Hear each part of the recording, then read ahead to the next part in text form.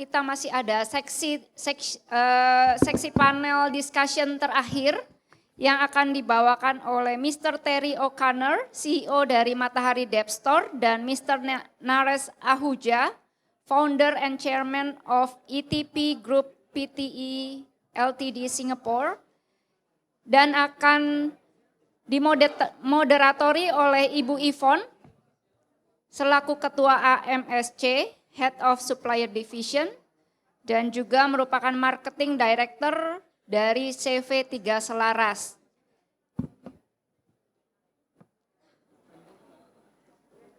Kita tunggu untuk panel terakhir, panel discussion mengenai adapting to changing customer behavior strategy going forward.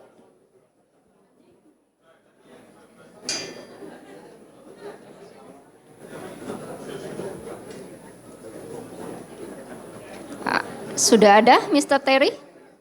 Oke, welcome Mr. Terry. Mr. Naresh Ahuja. Okay, welcome. Please come to stage. Ibu Yvonne.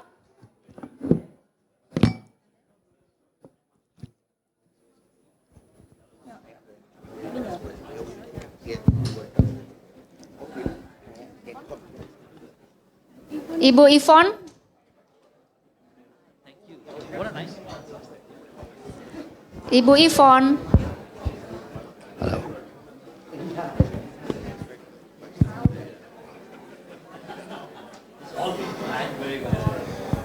Harap tunggu sebentar, kita tunggu moderatornya. Please wait for the moderator.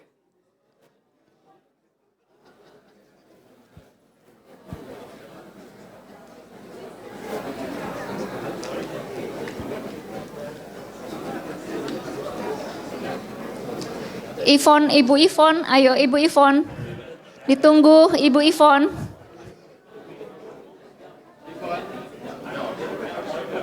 Oke, silakan. Kita beri aplaus dulu untuk para panelis dan juga Ibu moderator yang cantik ini. Silakan Ibu Yvonne.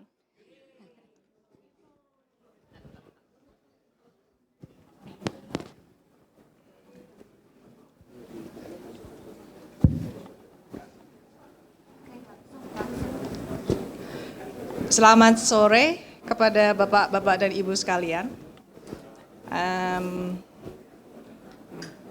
Hari ini kita mau melakukan session mengenai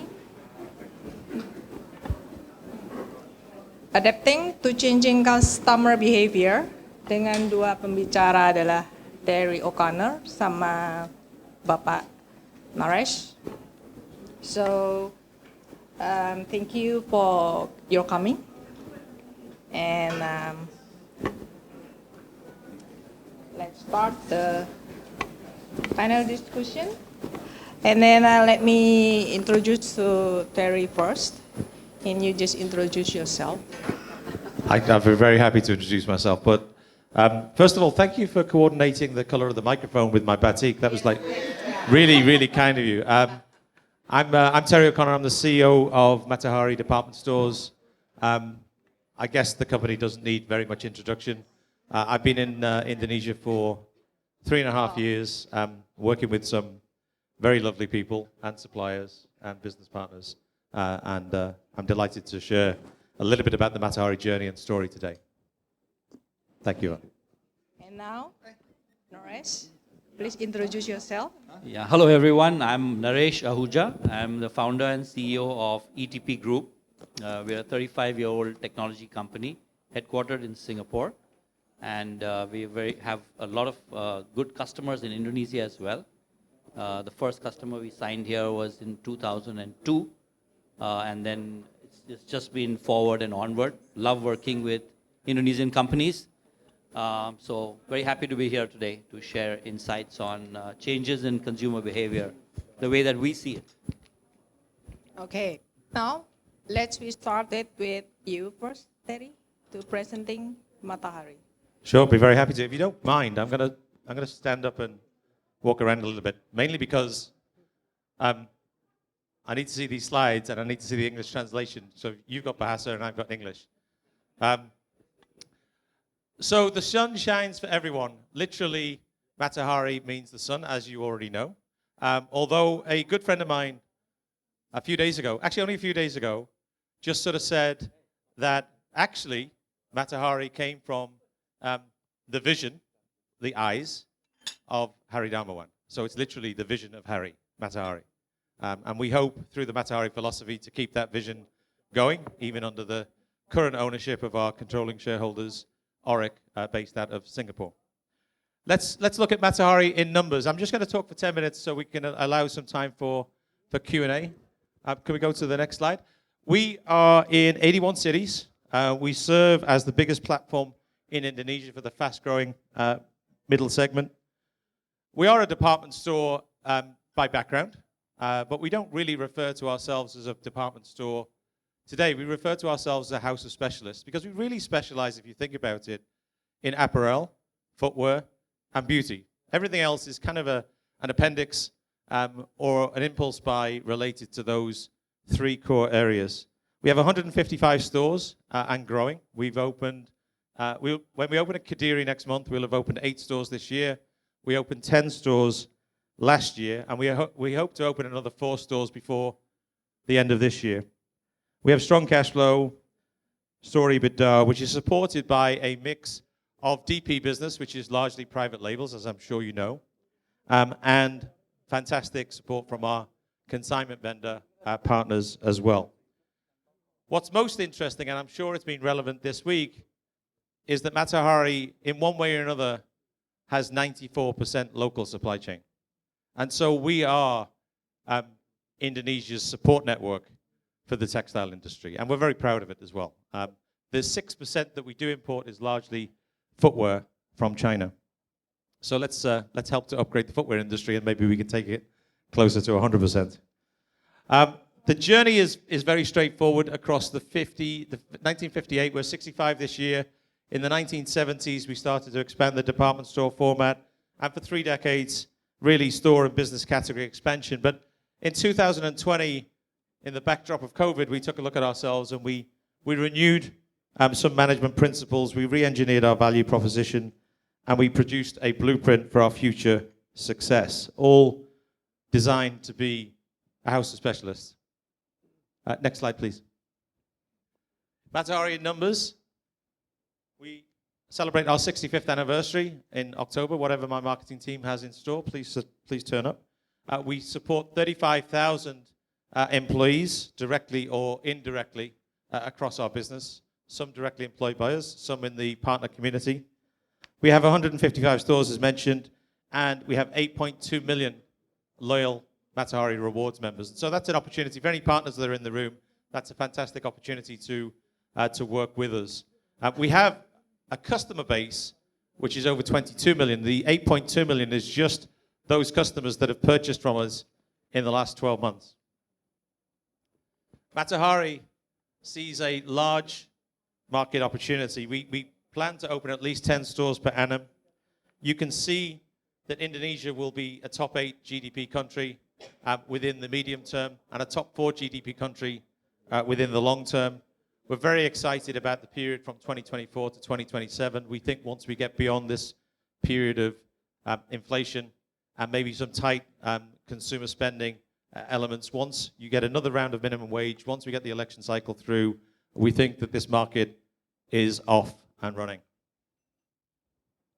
Next, please. I'm not here to brag or to show off. I'm very proud of our people. I'm very proud of our company. But we are 2.7 times the size of the nearest competitor. And so when we talk to business partners, we only tell them that for the purpose of understanding the size of the opportunity isn't comparable like for like with other retail outlets. Our net promoter score last year was 71%, so our customers like what we're doing. In fact, it was 76 last week, which is the highest in the company's history. So thank you to our customer service and marketing people and our great store operations people as well. We see 75% of our sales contributed by our Matahari Rewards members, And if you do a word search for Matahari, the typical things that come up are good quality, value for money, good deals, fashionable, and so on. So I think we really try to live the pay less, feel good mantra, where we're trying to democratize trends, but at an affordability level for the typical mid-market Indonesian consumer. Yvonne, just tell me if I'm running too slow, okay? Our vision is to be a leading omni-channel lifestyle retailer as a customer-centric house of specialists. We talked about speciality. It's speciality with the customer in mind. There are 5 key areas to how we think. Being led by the customer, being an authority in the categories that we choose to play, to drive an omni-channel future. And my good friend Naresh here from ETP will talk a little bit more about that, I'm sure. To expand our reach geographically, and to work world-class partnerships, not just with the supplier community, but with the banking community, with buy now, pay later, with license opportunities, with media opportunities, and so on.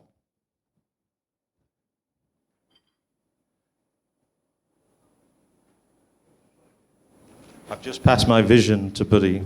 Guard it wisely, please. All right, so we believe that a strategy should be able to be put on a hand. If you're going to be able to explain what you're about to your people and to your team, it needs to be really simple. And our purpose, the reason we get up every day, is to instill pride into everyday Indonesians. It's to delight customers with aspirational yet affordable fashion that looks good and feels good. We are supposed to be the feel-good company, after all. To curate customer-led ranges, to rejuvenate channels, to have best-in-class customer engagement, loyalty, and personalization, and to do it with operating leverage in mind, so the markets have confidence in our ability to manage our costs. There are 7 blueprints below what we call Project Sunrise. And they've broken down into full potential of our merchandise, store network optimization, omni-channel expansion, loyalty and personalization, operational excellence, OpEx optimization, and how we show up in the community to serve those communities that have put Matahari in the place where we are today, including many people in this room. The 2 key areas of focus over the next couple of years will very much be around the optimization of our consignment vendor partnerships with the best brands, expanding in our stores, and the development of world-class private labels. As well as taking a look at our store network optimization, we've recently announced a new format called Mu and Ku. Maybe it's Mu Danku? I don't know, Mu Danku, Mu and Ku? Oh, you can help me out here, Suyana. Okay, which is basically me and you, and reflects our sort of strong bonds with the Indonesian consumer, and that emerging upper middle class consumer needs something maybe fresh that doesn't exist in the market at the moment, and so we hope to deliver the first Mu and Ku in late 2023 or early 2024. Depends on how much pressure I can put my real estate people under. And we care.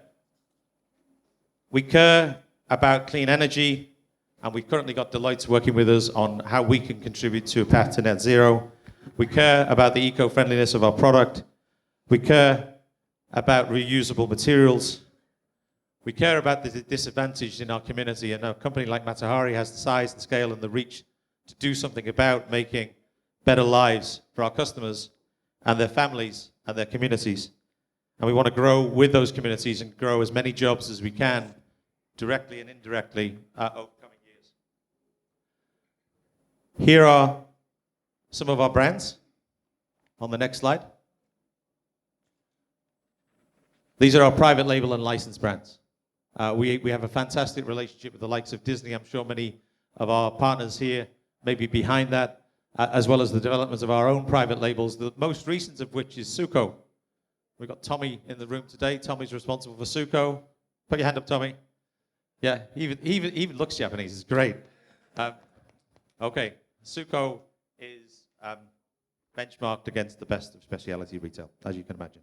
Our 5 key areas of growth in 2023 and beyond are strengthening those private labels, empowering the growth of beauty. Our beauty business is back and growing, strengthening our CV partnerships, especially for those entrepreneurs that have got new and exciting concepts that they want to develop with us that can turn up in a different way in the store environment and across the digital assets, expanding omnichannel with Naresh's help, and growing our loyalty and personalization base. My personal target is to take that 8.2 million to 10 million late this year or early next.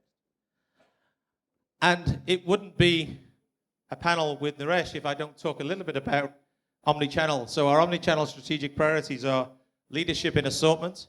And so we're going to try and make it easier for our business partners to engage with us digitally. The ramp up of marketplaces. We're currently on 4 third-party marketplaces. We'll be on another 3 by the end of the year as we seek to grow our customer base as fast as possible. Enhancing customer experience through enabling technology like ETP, and the expansion of our omni fulfillment options. And so, in addition to investment in ETP's POS system, we've just announced, actually we haven't announced, I'm going to tell you here, that we're investing in Blue Yonder order management system, a warehouse management system as well.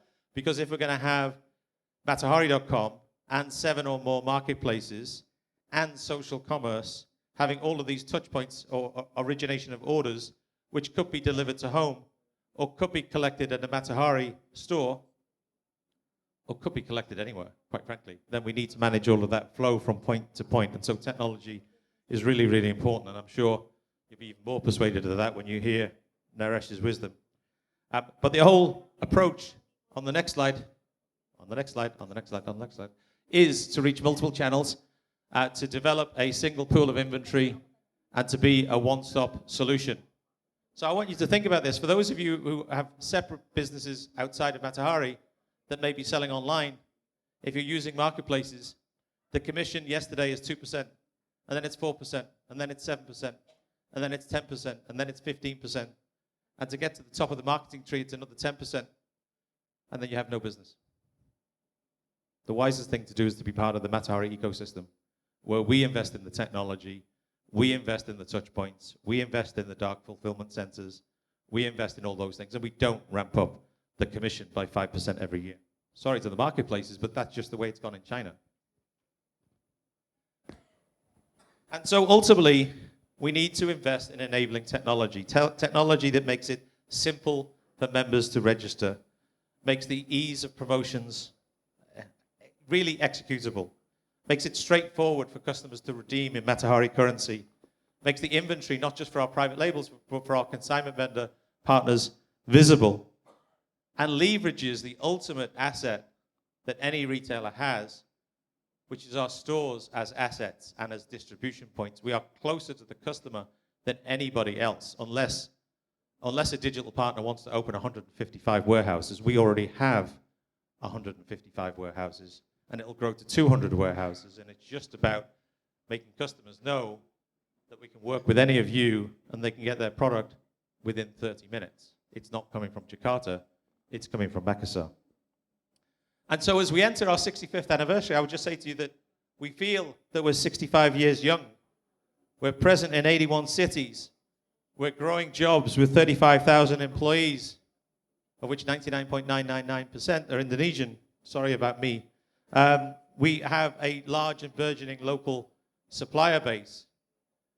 And as Indonesia enters this golden period in its history, we want to be the pride of Indonesia for omnichannel retail. And that's why we're here in force this year. That's why we're partnering with Budi and HIPPINDO. That's why we're visible.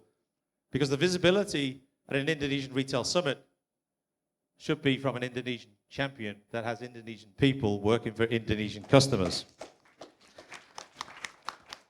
20 million of those customers and growing, and giving back to society in any way we can. Thank you for listening. Terima kasih.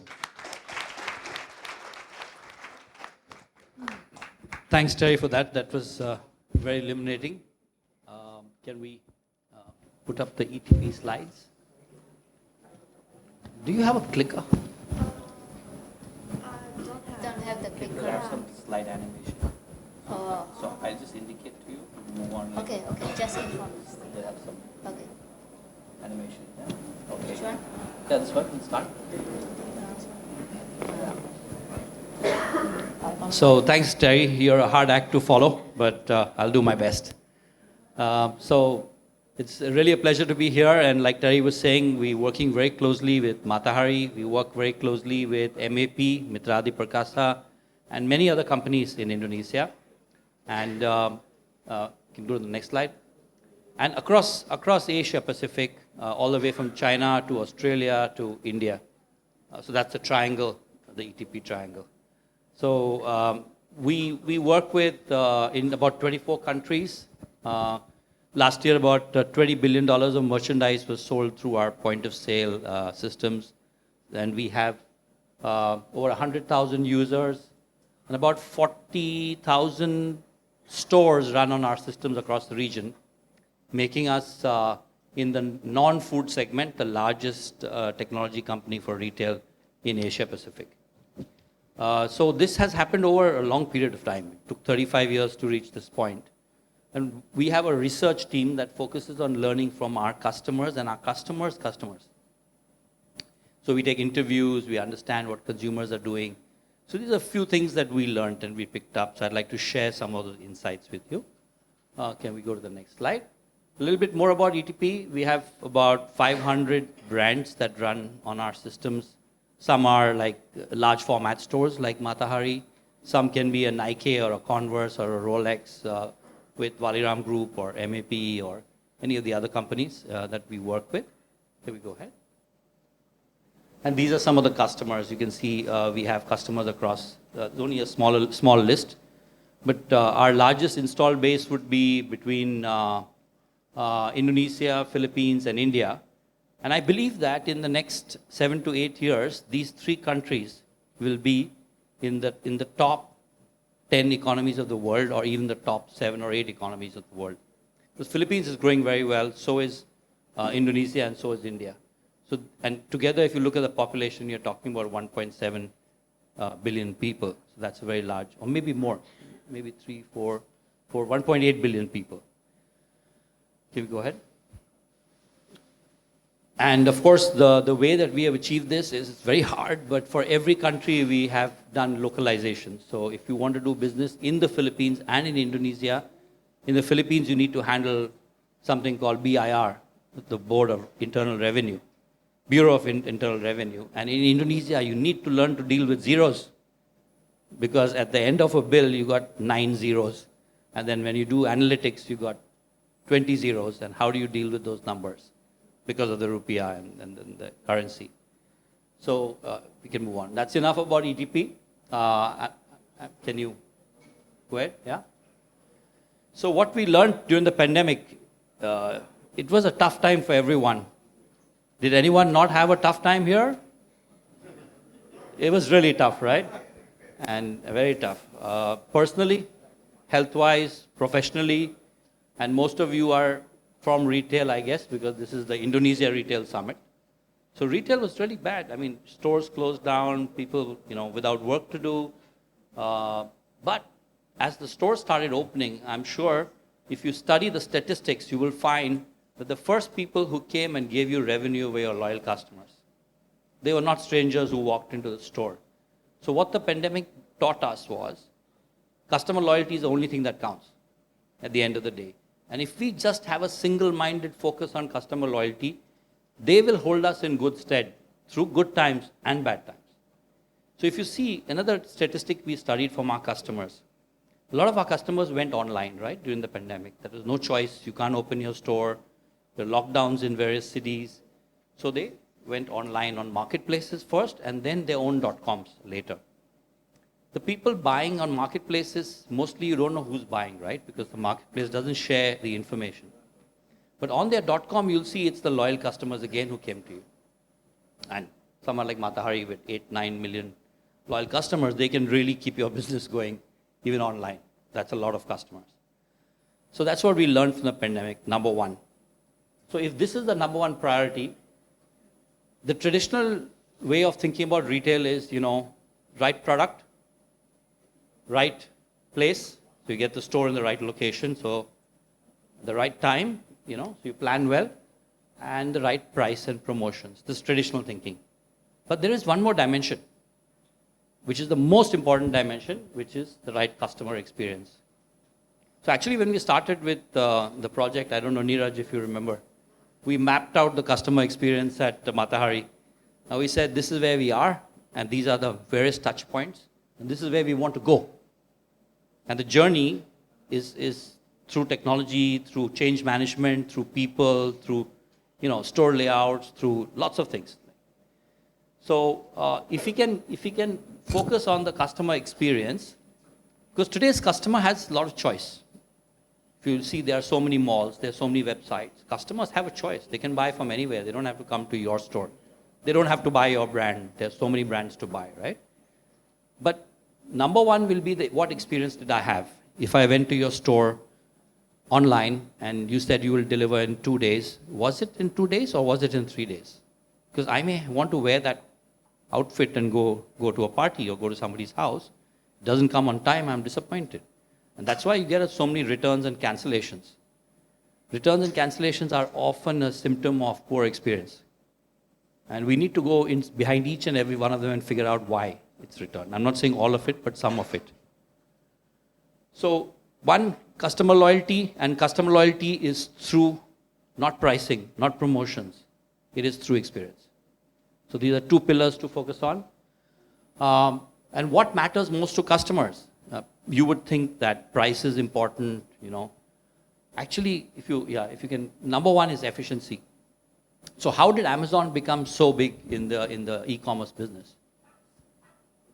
Just efficiency. It was so easy to go to the website once you become a member. Payment is so easy, browsing is so easy, your carts are always in place, you never lose what's in the cart.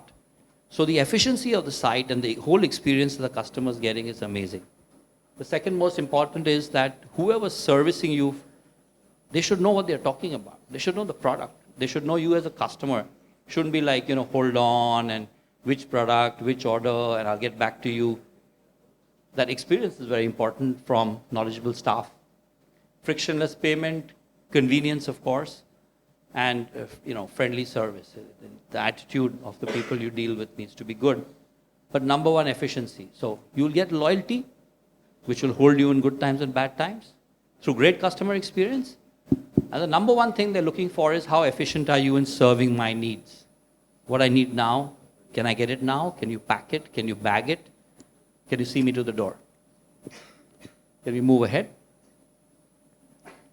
And this is another survey we did, and it's through some colleagues in the US as well. And if you see Asia, we are by and large, some countries are a little more westernized, some countries are more deeply Asian, like Philippines is very westernized as a country. So we are more tolerant in a bad experience. So if you look at it, you will lose a customer about in the US. After one bad experience, you'll lose probably 40% chance you'll lose a customer. In Asia, you got maybe 25-30%. And after that, if you look at the few bad experiences and many bad experiences, you'll lose customers. Slower in Asia, but typically after 3 bad experiences, you lost the customer permanently. So the whole customer experience and loyalty, if you connect all the dots, we have to focus on the fact that even if there's one bad experience, we do a good service recovery with that customer to reverse that bad experience and make it a good relationship again. Can we go ahead? And today's customer is omni-channel or channel agnostic. They will use TikTok, Instagram, Facebook, whatever social media, WhatsApp, right? And they will do it while in your store. Or they might even be doing it on the phone while browsing on the computer and then come to your store and then have both those applications. So they're getting a lot of information from different sources. And if you see, this is the percentage approximately. Can you, yeah, thank you. So this whole concept of research online, buy in store, research in store, buy online, research online, buy online. So it's a very complex consumer, and there are so many touch points. So if you go to the next slide, we've looked at the entire customer journey, starting from how you create awareness, my search engine optimization. What are my keywords in my search engine optimization? Are those keywords consistent with the values that I'm giving to the consumer? My social media, my public relations, blogs, what are they writing? What are references writing about me? Similarly, for the discovery phase, the engagement phase, the purchase phase, whether it's on brand.coms, marketplaces, in-store. So the way to get a great, we're talking about changing customer experience, the level of complexity with all these channels coming together has meant that there are about 30 touch points you can see in this slide where we are communicating and dealing with customers, and the experience has to be consistent and has to be good all across and has to be efficient. So I would recommend, and most good organizations do that, is that we actually note down all of these touch points with customers and we measure our experience through feedback, like Terry was talking about NPS, which is probably post the point of sale, right? Yeah. And then we measure that experience and then we put a path of change towards being a company with great customer experience. So this is some of the learnings from our research. Happy to share the slides with anybody who wants them. Right? Thank you.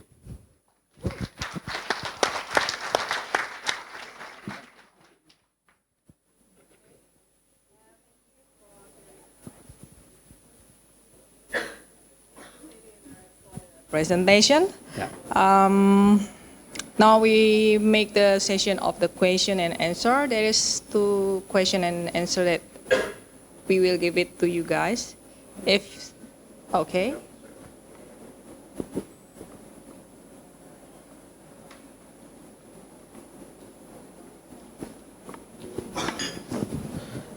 First of all, thank you for the opportunity given, Mr. Terry, Mr. Naresh.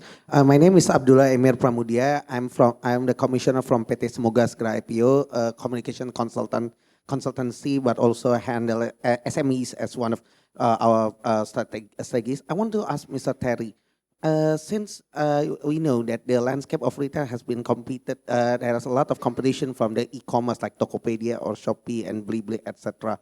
How can Matahari still survive in the era of e-commerce in this kind of thing? And what kind of digital transformation does Matahari have passed through? Thanks in advance. Sure, thanks for the question. Look, I mean, I think the way to look at the question is to look at the US market, look at Europe, look at China, look at Japan. I just sort of say in those markets, which are more mature from an omni-channel digital perspective, are there thriving retailers? And there are, right? But those retailers that are thriving have basically adopted omni-channel, they've adopted digital, they've adopted sort of modern touch points with customers. So if you look at, say, someone like Next in the UK, Next make a 16% EBITDA margin today, right? Because they embrace disruption. So they basically have a 15-year stress test on stores to say, okay, if there's going to be disruption in certain areas, if customers are going to behave a little bit differently, if things are going to go online faster in London metro areas than they will in, say, the northeast of the country, you know, how do we look at that in terms of if there's 1.5% shift in the market every year, where are we in 5 years' time, 10 years' time, 15 years' time? Is that store still viable? So you have to be agile about the store network, which we mentioned. You have to embrace the technology yourself. So Next started with next.com or next.co.uk. And then they added third-party marketplace partners themselves. And guess what? The marketplace partners driven by the retailer, they have one key ingredient that maybe some digital players lack, or it takes a long time to build, which is trust. So I'd say that Matahari scales trust pretty well in Indonesia over the past 65 years. And so ultimately, that long tail of sellers is in a good place. You also have digital players disrupting digital players. So there might be 7, 9, 10, 12 prominent marketplaces in a country to begin with, but if I asked you to name the number 2 player in marketplace in the US right now, it might be difficult. Of course you think of Amazon, but then you might struggle with, okay, who's next, right? So the marketplaces will disrupt the marketplaces. The general goods retailers will disrupt the general goods retailers. And the omni-channel player of a physical background that adopts digital practices and uses stores as assets will be thriving in 10 or 15 years' time still, because that's the evidence in every other market. There's just not space for poor retailers or poor digital players. Thank you for your answers.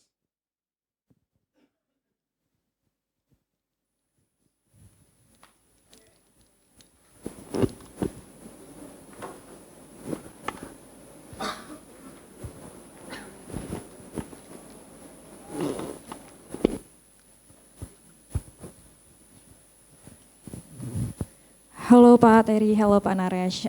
Good afternoon, my name is Mauli. I'm from Huawei, specialized in cloud services. I want to ask maybe two questions. The first one is, how do you know which service is suitable for Indonesia customer? And is it from big research, or is it from trial and error, or is it both? And for the second, maybe I want to ask you, do you have any insight about how to personalize your service to customer in offline store, not in omni-channel or online store, but only in offline store? Is it can be personalized too? Thank you. You want to take the first part of the question? I'll take the second. In terms of, he's just thrown me under the bus. Okay, thanks very much. Okay, look, I think the first part of the question is, how do we think about and assess services? I mean, it's a very broad question, but clearly, in any service provider, you're looking for credentials. You're looking for who are the client base at the moment. It doesn't have to be a big client base. You have to give an opportunity for fresh and young companies, but they should have some sort of testimonial. They should have some sort of recommendation. And it may well come from someone I know. It may be that someone I know is on their board of advisors, and they say these guys are really good. I've spent some time with them. They know what they're doing. They're not flaky, etc. So, it could be established credentials, or it could be a board of advisor or somebody that's associated with them that you trust. So I think you've got to get through that trust barrier first. I mean, I won't name the company, but I had somebody pitched to me recently, and as they were pitching to me, I opened up Glassdoor. I don't know if you know what Glassdoor is, but Glassdoor is an employee website, right? It's for employees to basically say, how great is it working at this company, or how bad is it working for this company? Do we like the CEO? Do we not like the CEO? Please don't on the Matahari staff peg me for this. But on the first 2 pages of that app, I saw that 11 people had not been paid their April payroll. Right? Financial credibility straight out the window. So you have to go through trust. You have to go through credibility. You have to show financial stability, that you're going to be here for the long haul. We're not going to start a project with you and then you kind of disappear. And then it's about relationships. It's about human connections. It's about, do you go the extra mile? Do you show up? Do you communicate? Do you do more than the scope, or do you do less than the scope? If every tiny little thing that we ask for is an additional charge at a higher rate card, then it's very difficult. So I think they're the kind of parameters that we look for. And then on the second part of the question about personalizing service in an offline world, well, obviously the number one factor is the human factor. I mean, we need to train people to ask questions, the right questions. We need to make sure that our people are personable. If our people are going to be personable in the store, they need to be happy. And that's why we talk about being a feel-good company. That's why we talk about being an employer of choice. Because if it's a happy place to work, it's likely to be a happy place to shop. And so getting the right atmosphere on the shop floor, getting the energy up in the morning, getting the morning briefings done, getting the information out to the right kind of touch points, making sure that all of our staff are supported. So we don't have a head office, we have a support center.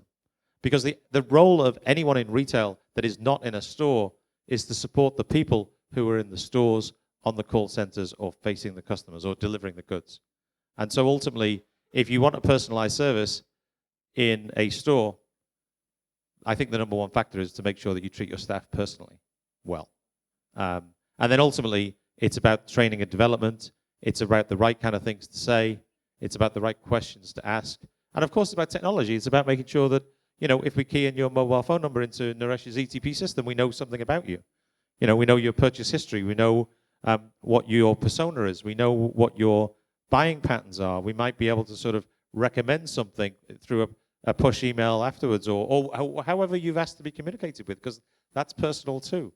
So I think there are lots of different ways to do it. I could probably roll off 100, but just catch me after the Q&A, and I'll be happy to share.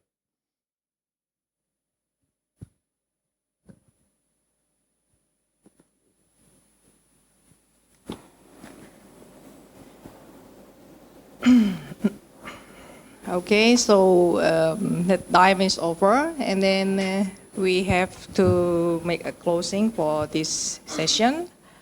If I can speak it up, that I will say that the both of you from the software and the department store should be goes together with a mutual business, and then I think that retail will be growth better and better. So I think it will be nice to us to look for the future. A comment about the future? Yes. Okay. Might involve a meal tonight, and I realize I'm the one. We're standing in between them and their dinner, right? Look, I think the main message is don't be afraid. Embrace the future. I mean, there is no better place to be in maybe even the world right now than maybe India or Indonesia, right? China's kind of peaking. The West is stagnating. Maybe you get a little bit of growth, maybe you don't. But Indonesia is a great place. I mean, it's a fantastic place. It's got a young population. It's got an emerging middle class. It's going to have between 2020 and 2030, 72 million more people coming into the emerging middle class. It's got, stable politicians for the last 8 years. Hopefully this election cycle will be great. That means more money in the economy. It's the era of hyperinflation is starting to ease. Banks are already predicting when interest rates will start to turn. Cotton prices and input prices are coming down. I really think the period between now and 2030 is going to be exceptional for us, but on theme, we have to embrace change. We have to put ourselves out of our comfort zone. We have to think about how the market's going to be in 10 years' time and start the work for that on Monday morning. So have a great future and a great dinner tonight. Thank you. Okay. So I'd like thank just you. to add one sentence about the future. Okay. We've not touched the subject today, but it's a subject I've been very passionate about. It's about generative AI and artificial intelligence. It's going to be something that's going to be pervasive everywhere, in every part of our life, in our mobile phones and everything. And it's actually not a threat to employment at all. It's just going to make us smarter workers. But it is a threat to people who don't embrace it, because it's a tool. Like I was discussing with someone earlier, we used to use a manual screwdriver. Now we use a Black & Decker drill machine as a screwdriver. It's just the same thing. So I would recommend looking 5 years ahead, learn as much as you can about AI and learn how to use it effectively. Can I just add to that? If there's one piece of advice I could give anybody today to just do immediately, based on what Naresh has just said, it's just download ChatGPT 4. It's $20 a month. Have ChatGPT 4 on your laptop, right? If you want to ask a question, if you want to sort of say, give me a job description for any position, right? And here's a little bit about our company, and here's a little bit about the profile of the people who work in our company, and here's a little bit about our culture. It will throw you out a job description in less than 10 seconds. If you then want to say, what are the criteria I should assess people against this job description? Bang, criteria. If you then say, turn that into a performance matrix with a scoring system emphasizing these 3 or 4 points, it will give you a scoring system. And then if you dump a bunch of resumes in to say, tell me the suitability and the pros and cons of these candidates against this scoring matrix, it will give you pros and cons of every individual, right? You can do a full assessment of talent in 6 minutes, right? I'm just giving you an example. I'm not saying that's what you use it for. You use it for whatever you want. And if you don't know how to prompt it, ask it to tell you how to prompt it. And it will tell you the questions that it wants you to ask it, right? So just play with it. Just mess about with it. But I can promise you, there isn't a single person in this room that can't get 20 hours of productivity back per week by just having ChatGPT 4 on your laptop. Totally agree with Terry. Okay, now time is up. Okay, thank you, Mr. Terry and Mr. Naresh. Please give a big applause for them for great presentation and sharing once again. And I would like to invite Pak Hendra Wijaya as the Pembina HIPPINDO to hand over the souvenir. Please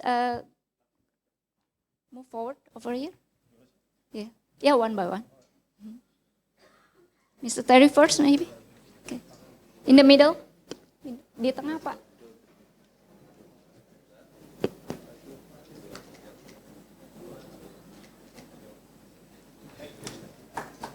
Okay, next, Mr. Naresh.